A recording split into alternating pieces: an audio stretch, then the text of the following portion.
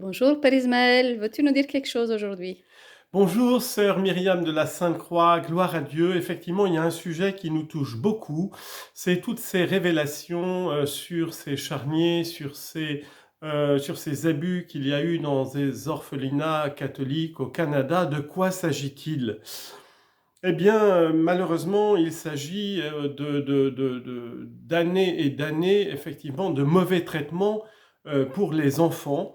Mais il faut dire, d'abord replacer ça dans le contexte, c'était généralisé, la violence à l'égard de ces enfants à cette époque-là, c'était partout, malheureusement, malheureusement.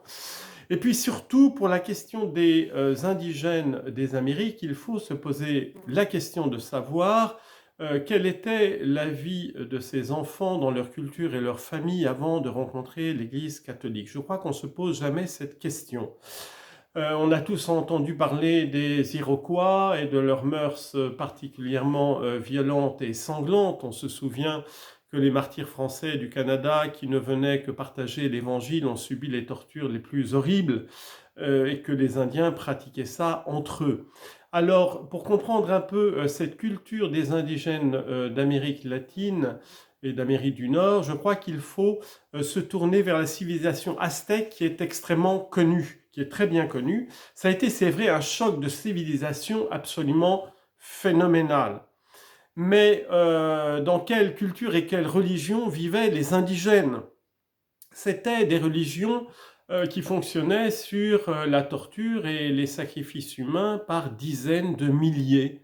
C'était des religions que les conquérants ont appelées démoniaques, et effectivement, il y a quelque chose de démoniaque à multiplier les sacrifices humains.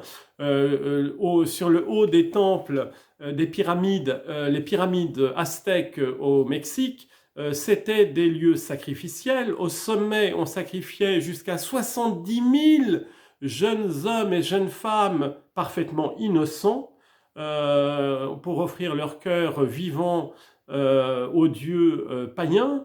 Et puis les corps étaient précipités du haut en bas de la pyramide et les prêtres de ces religions enseignaient aux Indiens eh bien, qu'il fallait manger ces cadavres pour satisfaire les dieux. Donc c'était absolument abominable, absolument abominable. Et la religion catholique, par la grâce de Dieu et de la très sainte Vierge Marie, Notre-Dame de Guadalupe, a délivré ces Indiens de tout cela. Maintenant, je ne nie pas qu'il y a eu ces souffrances. On prie pour le pape François, il part là-bas, parce que c'est vrai qu'il y a eu des blessures au niveau des cultures, au niveau des familles. Mais pensons aussi à ce que seraient devenus ces enfants s'ils étaient restés dans ces familles où malheureusement il y a un alcoolisme effrayant avec toutes sortes de violences et d'abus sexuels qui sont aussi atroces.